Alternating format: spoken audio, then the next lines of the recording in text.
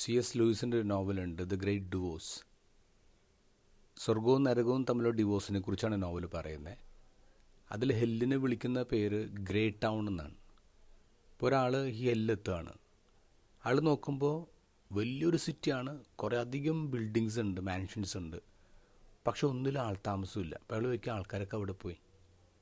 അപ്പോൾ ഒരാളിങ്ങനെ മറുപടി പറയും, ഈ ഹെല്ലിൻ്റെ പ്രത്യേകതയാണ് ഒരാൾ എന്താണ് ആഗ്രഹിക്കുന്നോ അയാൾക്ക് അത് കിട്ടും. You just think about it and you will get it. അപ്പോൾ ചില ആൾക്കാർ ആഗ്രഹിക്കും വലിയ കൊട്ടാരം പോലത്തെ വീട് വേണം, അങ്ങനെ വീട് വെക്കും. വീട് വെച്ച് കഴിയുമ്പോഴാണ് തൊട്ടടുത്ത അയൽവാസിയായിട്ട് അവർക്ക് ഒരുമിച്ച് പോകാൻ പറ്റുന്നില്ല. അപ്പോൾ അവർ ആഗ്രഹിക്കും നശിച്ച സ്ഥലത്തുനിന്ന് ദൂരെ എവിടെയെങ്കിലും പോകണം. അങ്ങനെ അവർ ദൂരെ പോവും. അവിടെ ചെല്ലുമ്പോൾ വേറെ ആൾക്കാർ ഇഷ്ടപ്പെടില്ല, അപ്പോൾ അവിടെ നിന്ന് പിന്നെ ദൂരെ പോവും.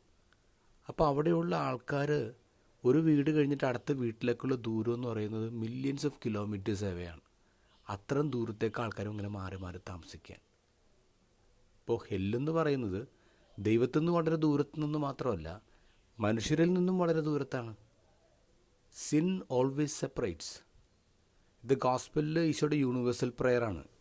ഈശോ പ്രാർത്ഥിക്കുന്നത് ശിഷ്യന്മാർക്ക് വേണ്ടി മാത്രമല്ല, ഈ ലോകത്തുള്ള എല്ലാവർക്കും വേണ്ടിയാണ്. അതുകൊണ്ടാണ് ഇത് യൂണിവേഴ്സൽ പ്രെയർ എന്ന് പറയുക. എന്തിനു വേണ്ടിയാണ് പ്രാർത്ഥിക്കുന്നത്? യൂണിറ്റിക്ക് വേണ്ടി, ഡിവിഷൻ ഇല്ലാതിരിക്കാൻ. നമ്മളൊക്കെ ഇങ്ങനെ മുട്ടിച്ചേർന്നൊക്കെ ജീവിക്കുന്നതേ ഉള്ളൂ. പക്ഷേ അല്പമെങ്കിലും നിവൃത്തി ഉണ്ടായിരുന്നെങ്കിൽ ഇത്രമേൽ അടുത്ത് നമ്മൾ ജീവിക്കുമായിരുന്നു. പലരും വ്യത്യാസപ്പെട്ടും ദൂരത്തൊക്കെ പോയി ഒറ്റയ്ക്ക് താമസിക്കാൻ ആഗ്രഹിക്കുമായിരുന്നില്ലേ?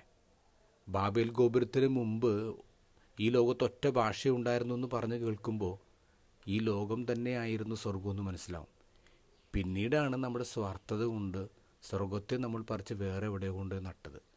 എന്നിട്ട് ആ സ്ഥലത്തെക്കുറിച്ചും സ്വർഗത്തിൻ്റെ വലുപ്പത്തെക്കുറിച്ചും നമ്മളിപ്പോൾ കലഹിച്ചുകൊണ്ടിരിക്കുകയാണ്.